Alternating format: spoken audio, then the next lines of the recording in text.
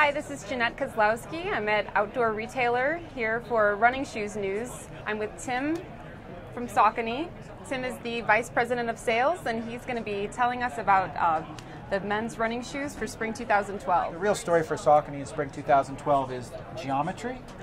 We've taken minimalism and looked at what the industry was doing for barefoot or natural running,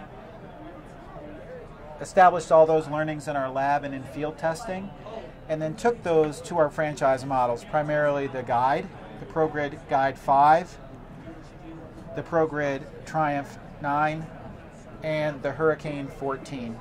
So we looked at our midsole heights and took those geometries and heel-to-toe ratios and adapted them so that the foot biomechanically throughout the gait cycle is more efficient.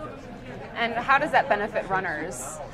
It benefits runners because ultimately it allows you to land more midfoot if you so choose. Okay. It doesn't necessarily change your gait cycle, but it allows you to be more efficient, to land with less impact, to get more cushioning under the foot, both forefoot and heel.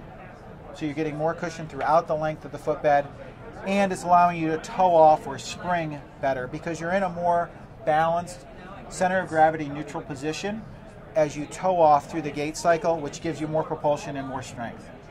I see some bright colors here. Is this something that we're going to see throughout the spring 2012? Just lots of bright color pops? You will see a lot of bright colors. These, again, are the men's in particular, but we have a lot of bright colors. It's an industry trend right now.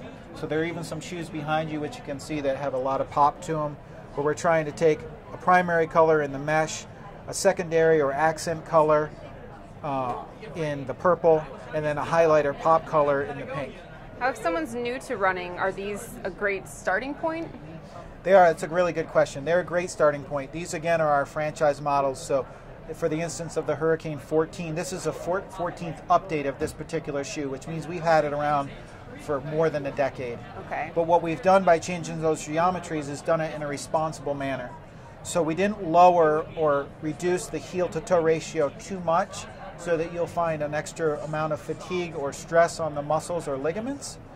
It's a very clean balance. So when you go from your traditional Saucony shoe, or if you're in another competitor's brand right now, you can get a pair of these, start running in right away, every day, your normal mileage with no repercussions in terms of biomechanics or injury. And now, do these shoes have any increased mileage because of the lower geometry? Not necessarily increased mileage. That's all going to come through the different foam packages that we use. And in these three, or at least in these two in particular, we use PowerGrid. In the front, we use ProGrid. So we're using the premium blends of EVAs that are already coming out of the factories. Okay. Kind of, if you looked at it in terms of like the gasoline world, we're using 93 octane. You're going to get the best performance already. But what it will do is, by landing not as much on your heel and more midfoot, you will get a little bit more durability probably out of the shoe just because of the way it's striking the ground, not in terms of componentry. Every foot is different and every person is different, so we offer different levels of stability within the shoe, whether it be a posted model or a neutral model, but we're not going to change the geometries from male to female because there's just too much variance there. Okay, great. Well, thank you so much. This has been very fun. Thanks. We appreciate it.